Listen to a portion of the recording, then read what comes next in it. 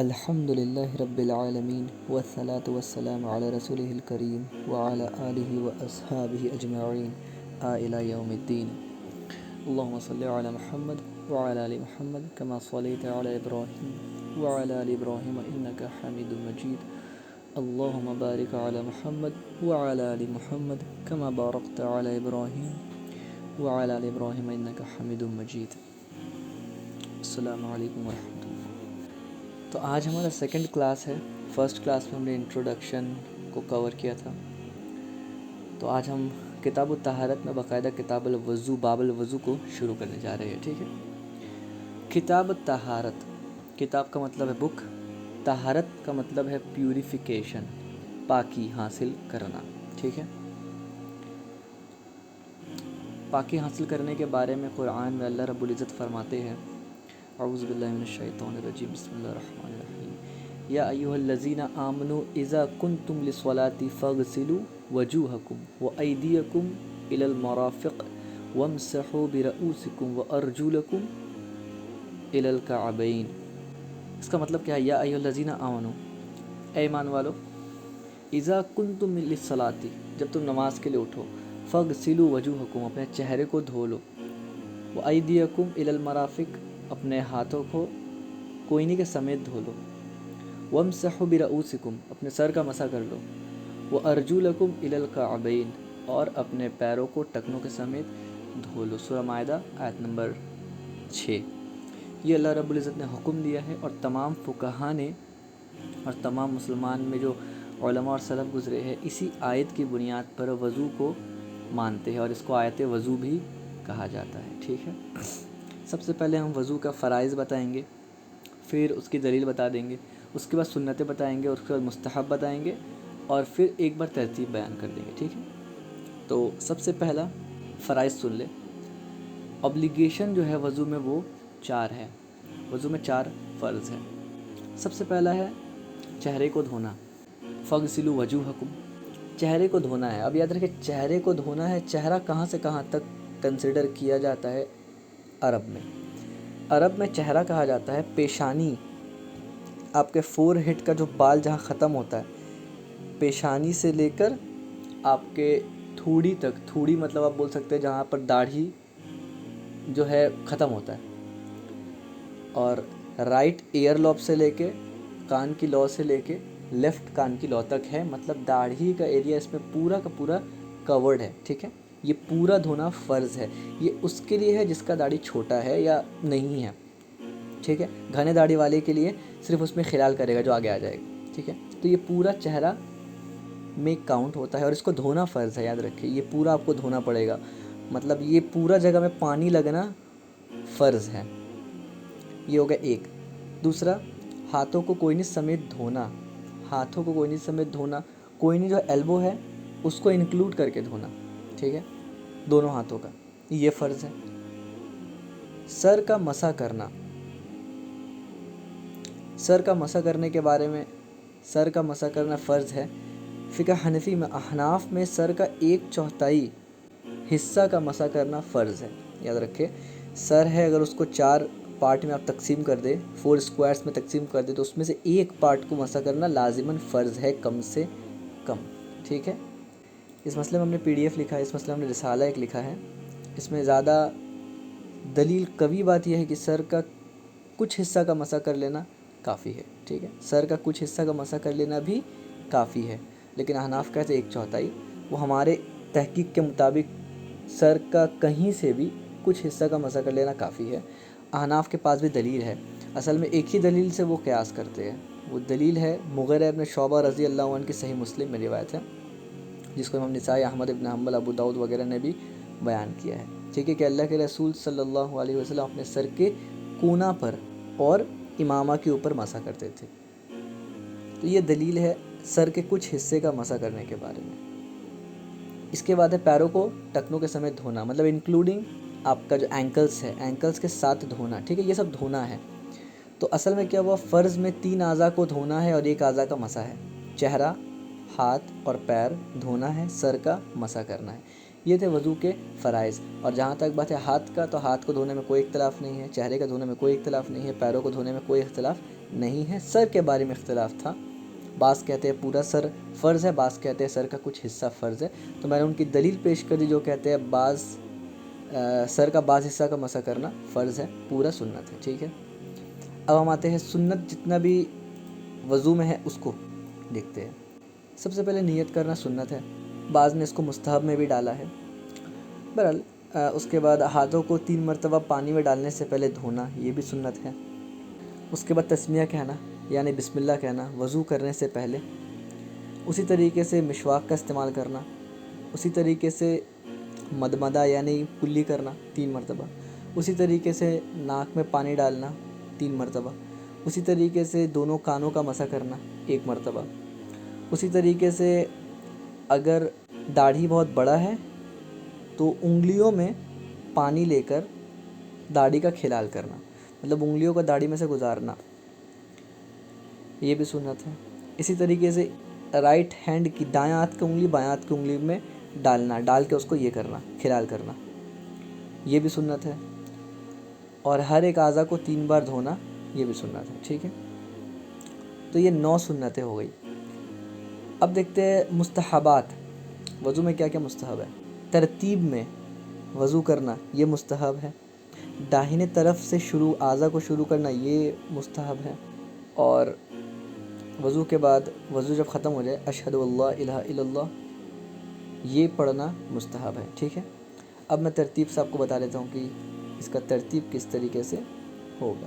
سب سے پہلے وضو کا نیت کرنا ہے، اس کے بعد تسمیہ کہنا ہے یعنی بسم اللہ کہنا ہے، اس کے بعد پھر پانی میں ہاتھ ڈالنے سے پہلے 3 بار ہاتھوں کو دھونا ہے، اس کے بعد مسواک کرنا ہے، اس کے بعد 3 مرتبہ کلی کرنا ہے، اس کے بعد 3 مرتبہ ناک میں پانی دینا ہے، ناک کو صاف کرنا ہے، اس کے بعد 3 مرتبہ اپنے چہرے کو دھونا ہے، اس کے بعد دونوں ہاتھوں کو انگلیوں سے لے کر کوہنی تک پورا ہاتھوں کو 3 مرتبہ دھونا ہے، اس کے بعد اپنے دونوں ہاتھوں کا انگلیوں کا کھلال کرنا ہے، اس کے بعد 1 بار پورا سر کا مسح کرنا ہے، اس کے بعد کانوں کا مسح کرنا ہے 1 بار، اس کے بعد پیروں کو ٹکنوں کے سمیت 3 مرتبہ دھونا ہے، اس کے بعد وضو جو یہ اتنا سارا جو ایکٹس ہم نے کیا اس میں دیری نہیں کرنا ہے، فوراً ترنت، جیسے کہ اپنے سر کا مسح کیا اس کے بعد فوراً پیر دھونے آ گئے، چہرہ 3 مرتبہ دھویا فوراً آپ ہاتھوں کو دھوئے، بیچ میں زیادہ پاز نہیں دینا، ٹھیک ہے۔ اس کے بعد ہو گیا ترتیب، یہ جو ترتیب ہے اس کو بھی قائم رکھنا ہے، اسی طریقے سے وضو کو دائیں طرف سے کرنا ہے، اور جب پیروں کو دھو لے تو شہادت پڑھے، وضو انشاءاللہ مکمل ہے۔ ایک ترتیب ہے، ٹھیک ہے۔ اس میں سنت کیا ہے، واجب کیا ہے، مستحب کیا ہے، وہ سب ہم نے بیان کر دیا۔ اب اس میں اختلافی بات کہاں پر ہے، واجب ہے یا سنت ہے، اس میں اختلاف ہے، تو بڑا میجر اختلاف ہوتا ہے، ٹھیک ہے، یہ میجر اختلافوں میں سے ایک اختلاف ہے۔ تو احناف کے نزدیک یہ سنت ہے، اور ہمارے تحقیق کے مطابق بھی یہ سنت ہی ہے۔ اس کا دلیل کیا ہے، تو اس کا کئی ایک دلیل ہے، اس میں بیسیکلی اپروچ ہے، 2 اصول ہیں، اس میں سے جس ائمہ نے پہلے اصول کو ترجیح دی انہوں نے کہا سنت ہے، جس ائمہ نے بعد کے سیکنڈ اصول کو ترجیح دی انہوں نے کہا کہ واجب ہے۔ اصول کیا ہے، میں زیادہ ڈیٹیل میں نہیں جاؤں گا، زیادہ ڈیٹیل میں نے اپنے ایشو نمبر 1، آپ میرے ویب سائٹ میں جا کے لکھے ایشو نمبر 1، وہاں پر آپ کو مسئلہ مل جائے گا، ایشو 1 وضو میں نیت کا حکم، وضو میں نیت کا مسئلہ۔ ایشو اصل میں یہ ہے کہ بعض کہتے ہیں کہ قرآن کے خاص کے خلاف غریب حدیث قابل قبول نہیں ہے، ترجیح نہیں ہے، اگر جمع اور تطبیق ممکن نہ ہو تو، دوسرے کہتے ہیں کہ قبول ہے۔ تو یہ ایک اصولی بحث ہے، ٹھیک ہے۔ اس میں ایسا نہیں ہے کہ اگر کوئی نیت واجب مانتا ہے تو وہ یہ کہے گا کہ جو نیت نہیں کرتا اس کی وضو نہیں ہوتی، ٹھیک ہے، یہ ایک اصولی اختلاف ہے۔ دوسرا بات، نیت کا مطلب کیا ہوتا ہے، یاد رکھیں، نیت یہاں پر کیسا ہے کہ آپ جیسا وضو کرنے جا رہے ہیں اس سے پہلے دل میں نیت کا حاضر کرنا، زبان سے نہیں، ٹھیک ہے، تو یہ مسئلہ ہے۔ اور وضو کرنے جاتے ہیں تو وہ نماز کے لیے ہی جاتے ہیں، ظاہر سی بات ہے، آپ اگر 4 بجے کے قریب وضو کرنے جا رہے ہیں تو ظاہر آپ عصر ہی پڑھنے جاتے ہوں گے۔ آپ اگر 7:30 بجے کے قریب وضو کرنے جا رہے ہیں تو آپ کس لیے وضو کرنے جا رہے ہیں، عشاء پڑھنے کے لیے جا رہے ہیں، تو یہ تو آلریڈی نیت ہو گیا، یہ امپلائڈ ہے۔ اختلاف کب آتا ہے، مثال کے طور پہ آپ راستے سے گزر رہے ہیں اور عصر کا وقت بھی ہے اور آپ نے نماز عصر نہیں پڑھی، آپ کو گھر جا کے نماز پڑھنا ہے، اب آپ راستے سے جب جا رہے ہیں تو بارش کی وجہ سے آپ پورا بھیگ گئے، وضو کا تمام اعضاء آپ کا بھیگ گیا اور آپ نے نیت نہیں کیا اس وقت، تو کیا آپ اسی طریقے سے عصر پڑھ سکتے ہیں، اس میں اختلاف ہے۔ اگر آپ کا پورا اعضا بھیگ گیا ہے وضو کا، اور آپ اسی وقت آپ کو یاد بھی آ جائے کہ یار ہم کو تو عصر کا نماز بھی پڑھنا ہے، اور آپ نیت کر لیں اور آپ کا اعضا بھیگا ہے، پھر تو بالاتفاق سب کے نزدیک آپ کا وضو ہو گیا، کیونکہ آپ نے نیت کر لیا فوراً جب تک آپ کا اعضا بھیگا تھا۔ لیکن اگر آپ نے نیت اس وقت نہیں کیا تھا اور آپ کا اعضا بعد میں سوکھ گیا، تو اس میں اختلاف ہے، بعض کہتے ہیں کہ نہیں ہوگا، بعض کہتے ہیں ہوگا، صرف اتنا سا پورشن میں اختلاف ہے۔ ایسا نہیں ہے کہ کوئی آپ حناف یہ کہتے ہیں کہ بنا نیت کا ہی کرنا ہے، آپ کو نیت کے ساتھ ہی کرنا ہے، لیکن ایکسیپشنل کیس میں اگر ایسا ہو تو حناف کے نزدیک ہو جاتا ہے وضو، ٹھیک ہے۔ اور اس کی دلیل موجود ہے، دونوں طرف کی دلیل ہی موجود ہے، ٹھیک ہے۔ اس کے بعد آتا ہے بسم اللہ، تسمیہ کے بارے میں اختلاف آتا ہے کہ تسمیہ سنت ہے یا نہیں ہے، تو حناف کے نزدیک سنت ہے، اور صحیح بات یہی ہے کہ یہ سنت ہے۔ اس کے اوپر بھی ہم نے پورا ڈیڈیکیٹڈ رسالہ لکھا ہے، ایشو مسئلہ نمبر ہمارا 2 ہے، مسئلہ نمبر 3 ہے وضو سے پہلے بسم اللہ، مسئلہ نمبر 2 ہے ہمارا وضو سے پہلے ہاتھوں کو دھونا مستعمل پانی۔ تو یہ کوئی میجر اختلاف نہیں ہے۔ اس کے بعد سر کا مسئلہ کے بارے میں میجر اختلاف آتا ہے، جس کی دلیل میں نے آپ کو بتا دی، مغیرہ بن شعبہ کی صحیح مسلم والی روایت ہے۔ اسی طریقے سے کلی کرنا، ناک میں پانی دینا، اس میں بھی ایسا اتنا اختلاف نہیں رہا ہے۔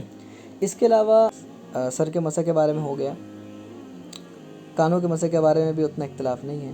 اس کے علاوہ ایک البتہ اختلاف ہے وضو میں ترتیب کے حوالے سے، ٹھیک ہے۔ وضو میں ترتیب کے حوالے سے اختلاف ہے، بعض کہتے ہیں کہ فرض ہے، بعض کہتے ہیں سنت ہے، احناف کہتے ہیں سنت ہے، اور ہماری بھی یہی تحقیق ہے کہ زیادہ قوی، زیادہ صحیح بات یہی ہے کہ یہ سنت ہے۔ دلیل دونوں طرف موجود ہے۔ اس کی دلیل کیا ہے کہ یہ سنت ہے؟ اس کی دلیل یہ ہے کہ حضرت علی رضی اللہ عنہ فرماتے ہیں، مجھے فرق نہیں پڑتا میں وضو میں ختم اعضاء کو پہلے دھو لوں یا بعد میں دھو لوں، یا اس طریقے سے آپ بول سکتے ہیں، الفاظ ہے، حضرت علی فرماتے ہیں مجھے فرق نہیں پڑتا میں وضو اس پہ ختم کروں، اس اعضاء پہ ختم کروں جس سے میں شروع کرتا ہوں، اور یہ حدیث صحیح ہے، اور بخاری اور مسلم کے شرط پر ہے، ٹھیک ہے۔ اور یہ روایت ابن خزیمہ وغیرہ میں موجود ہے، اور اس حدیث کے اوپر میں نے پورا تفصیلی بحث کیا ہے کہ کوئی اگر ضعیف کہتے ہیں تو اس کا اوپر میں نے پورا ڈیٹیل ڈسکس کیا ہے، تو آپ میرا ایشو نمبر 8 کو دیکھ سکتے ہیں، وضو میں ترتیب واجب ہے سنت۔ تو اس حدیث کے بنیاد پر یہ مسئلہ زیادہ واضح اور زیادہ اسٹرانگ ہے کہ وضو میں ترتیب سنت ہے، نہ کہ واجب ہے، ٹھیک ہے۔ اسی طریقے سے ابن مسعود رضی اللہ عنہ کے بارے میں بھی آتا ہے، مستدرک الحاکم میں ہے۔ ابن مسعود سے ایک آدمی پوچھتے ہیں، اگر کوئی وضو اپنے پیر سے شروع کرے، بالکل واضح الفاظ ہے، اس میں کوئی ابہام نہیں، کوئی ڈاؤٹ نہیں ہے، بالکل واضح ہے، کوئی وضو اپنے پیر سے شروع کرتا ہے تو ابن مسعود فرماتے ہیں کوئی بات نہیں۔ تو اس بات کی دلیل ہے، اس کا یہ مطلب نہیں ہے کہ ابن مسعود کے نزدیک کوئی پیر سے ہی شروع کرے، اس کا مطلب ہے کہ جواز موجود ہے، فرض واجب نہیں ہے، اور یہ بھی حدیث حسن ہے اور مسلم کے شرط پہ، ٹھیک ہے۔ تو یہ 2 روایت ہے، اس کے علاوہ میں نے ڈیٹیل ڈسکس کیا ہے، آپ ایشو نمبر 8 میں دیکھ لیجیے۔ تو ان دلیلوں کے بیس پر ہم کہتے ہیں کہ احناف کا اس مسئلے میں موقف زیادہ اسٹرانگ ہے کہ وضو میں ترتیب سنت ہے، ٹھیک ہے۔ اس کے علاوہ کوئی میجر اور اختلاف ہے نہیں اس پہ، تو زیادہ کیونکہ اس کو بڑا نہ کرتے ہوئے ہم انشاءاللہ ہمارے نیکسٹ پوائنٹ پہ چلتے ہیں۔ تو یہ تو ہو گئے وضو کا پورا طریقہ، مکمل وضو کا طریقہ ہو گیا، ٹھیک ہے۔ تو اب ہمارا سیکنڈ آپ بول سکتے ہیں جو ٹاپک ہے وہ ہے دیٹ وچ نلیفائز دا وضو، کون چیزیں ہیں جو وضو کو توڑ دیتی ہے، ٹھیک ہے۔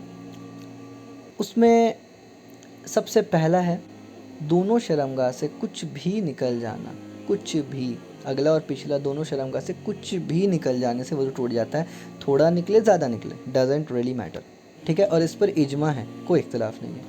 تو اس پر اگر دلیل چاہیے تو بخاری، مسلم، ترمذی، ابو داؤد، نسائی، ابن ماجہ، تمام کتب حدیث میں موجود ہے کہ ہوا خارج ہو تو وضو کرنا پڑے گا، پیشاب اور پیخانہ کرو تو وضو کرنا پڑے گا، اس کے اوپر کوئی اختلاف نہیں ہے۔ اس کے بعد دوسرا چیز ہے جس سے وضو ٹوٹ جاتا ہے، وہ ہے خون، پیپ۔ اسی طریقے سے کسی بھی طریقے کا باڈی سے ناپاک لکوڈ، الٹی وغیرہ اگر کچھ نکل جائے باڈی سے شرمگاہ کے علاوہ بھی تو وضو ٹوٹ جاتا ہے، اور نکل کے بہہ جائے تب وضو ٹوٹ جاتا ہے۔ صرف اگر نکلا ہے اور بہا نہیں ہے تو وضو نہیں ٹوٹے گا، ٹھیک ہے۔ اس میں اختلاف ہے۔ تو سب سے پہلے تو نکل کے بہہ جانے کا، خون نکل جانے سے وضو ٹوٹتا ہے، اس کی دلیل تو میں بتاتا ہوں۔ نکل کے بہہ جانے کا اس کی دلیل کیا ہے؟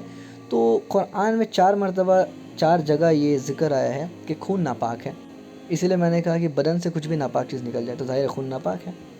تو خون ناپاک ہے، 3 مقام پہ آیا خون ناپاک ہے اور یہ نجس بھی ہے. اور ایک مقام پہ آیا جب یہ بہہ جائے، بہتا ہوا خون ناپاک ہے. تو بہتا ہوا خون ناپاک ہے، یہاں سے فقہا نے لیا کہ اگر خون نکل کے بہہ جائے تب جا کے وضو ٹوٹتا ہے. صرف خون نکل کے اگر جمع ہے تو وضو نہیں ٹوٹتا ہے. ٹھیک ہے، یہ تو ہو گیا قرآن. اب آتے ہیں حدیث کی طرف. تو سنن دارقطنی جلد 1 حدیث نمبر 575 میں حضرت علی بن ابی طالب رضی اللہ عنہ فرماتے ہیں، حدیث کا مفہوم یہ ہے: تم میں سے کسی کو الٹی آئے یا ناک سے خون آئے تو وضو کر لو. بالکل واضح حدیث ہے. تم میں سے کسی کو الٹی آئے اور ناک سے خون آئے، الٹی بھی ناپاک ہے اور خون بھی ناپاک ہے تو وضو کر لو. یہ حدیث اور یہ روایت صحیح ہے. ٹھیک ہے، اب اس پر جو جرح ہے، کیا ہے نہیں ہے، اس پہ میں نے ڈیٹیل تفصیل سے بالکل ایک ڈیڈیکیٹڈ رسالہ لکھا ہے. ایشو نمبر 9، آپ میرے ویب سائٹ میں جا کے سرچ کر ایشو نمبر 9، بدن سے ناپاک چیز نکل جائے، خون پیپ الٹی وغیرہ تو وضو ٹوٹ جاتا ہے. اس پر میں نے ڈیڈیکیٹڈ لکھا ہے، آپ اس میں دیکھ لیں. اس پہ میں نے اس روایت کے اوپر مکمل بحث بہت ڈیٹیل سے ڈسکس کیا ہے کہ یہ روایت صحیح ہے. یہاں اس کا وقت نہیں ہے تو یہاں پر میں نے صرف حوالہ دے دیا. ٹھیک ہے، یہ تو ہے کہ خون نکل جانے سے وضو ٹوٹ جاتا ہے، یا بدن سے کچھ بھی ناپاک چیز نکل جائے تو وضو ٹوٹ جاتا ہے، جیسے کہ حضرت علی نے فرمایا. سنن دارقطنی کی روایت ہے. ٹھیک ہے، اسی طریقے سے ترمذی میں روایت ہے. حضرت ابو دردہ رضی اللہ عنہ فرماتے ہیں، حدیث نمبر 87 ہے.